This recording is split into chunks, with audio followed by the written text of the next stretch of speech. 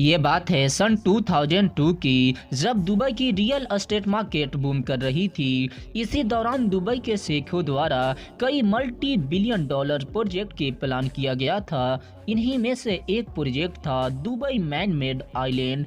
इस प्रोजेक्ट के प्लान के मुताबिक दुबई के समंदर पर आर्टिफिशियल आइलैंड की शक्ल में 4 नए कंस्ट्रक्शन प्रोजेक्ट को बनाए जाने थे, जिनमें Palm Jumeirah, Palm Jebel Ali, Palm Deira और द वर्ल्ड का नाम शामिल था। ये सारे प्रोजेक्ट दुबई की इकोनॉमी को तेल से शिफ्ट करके टूरिज्म बेस्ड इकोनॉमी के प्लान का हिस्सा थे। ये प्रोजेक्ट अगले 20 सालों में कंप्लीट होने के बाद दुबई की कोस्ट लाइन को एक शानदार शेप देने वाली थी। इन्हीं में से एक प्रोजेक्ट द वर्ल्ड की कंस्ट्रक्शन 2003 में शुरू कर दी गई थी। प्लान ये था कि वर्ल्ड मैप की शक्ल में नजर आने वाले 300 मैन मेड आइलैंड्स बनाए जाएंगे। इस प्रोजेक्ट पर तकरीबन 16 बिलियन डॉलर खर्च आएगी और इन आइलैंड्स पर लग्जरी विलास, 5 स्टार होटल्स, टूरिस्ट रिजॉर्ट और कमर्शियल बिल्डिंग बनाई जानी थी। इस प्रोजेक्ट की डेवलपर कंपनी थी नखील प्रॉपर्टीज और इसका डिजाइन शेख मोहम्मद बिन राशिद, जो कि दुबई के रूलर्स हैं, उनके द्वारा किया गया था। ये प्रोजेक्ट इतना एम्बिशियस था कि 2007 तक न सिर्फ इन तमाम की लैंड क्रिएशंस पूरी हो गई थी, बल्कि काफ़ी सारी आइलैंड्स सोल्ड भी हो चुकी थी। आइलैंड्स की प्राइस रेंज 7 मिलियन डॉलर से लेकर 1.2 बिलियन डॉलर तक का था। अभी इन आइलैंड्स पर काम जोरों शोरों से जारी ही था कि अचानक 2008 में एक ऐसा फाइनेंशियल क्राइसिस आया जिसने दुबई सहित पूरी दुनिया को इफेक्ट किया। इस क्राइसिस की वजह से दुबई की रियल एस्टेट इंडस्ट्रीज को बहुत ज़्यादा नुकसान का सामना करना पड़ा, जिसके वजह से प्रॉपर्टीज प्राइस काफ़ी नीचे चली गई और इस इकोनॉमिक स्लो डाउन की वजह से इस शानदार प्रोजेक्ट पर भी काम रोक दिया गया।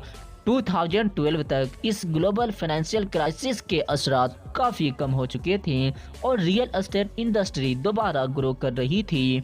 इसी दौरान कई डेवलपमेंट प्रोजेक्ट की कंस्ट्रक्शन शुरू हो चुकी थी, लेकिन बदकिस्मती से इस आइलैंड पर काम शुरू न हो सका था क्योंकि ये प्रोजेक्ट इन्वेस्टर का कॉन्फिडेंस गेन करने में मुकम्मल तौर पर कामयाब न हो सका था। इसकी बड़ी वजह थी समुद्री पानी के लेवल को आहिस्ता आहिस्ता इंक्रीज होना। इन्वेस्टर इस बात से परेशान थे कि ये न हो कि आने वाले सालों में आइलैंड डूब जाए, क्योंकि समुद्र के पानी का लेवल धीरे धीरे ऊपर की ओर बढ़ रहा था। यही वजह थी कि ये सारे आइलैंड्स अभी तक खाली पड़े थे। सिर्फ एक आइलैंड था जो इन्वेस्टर का ध्यान अपनी तरफ खींच रहा था। इस आइलैंड की तरफ कुछ इन्वेस्टर अट्रैक्ट भी हुए और 2012 में लबनान आइलैंड पर एक बीच क्लब को कंस्ट्रक्ट किया गया, जहां आने जाने के लिए लोग बोट का इस्तेमाल किया करते थे।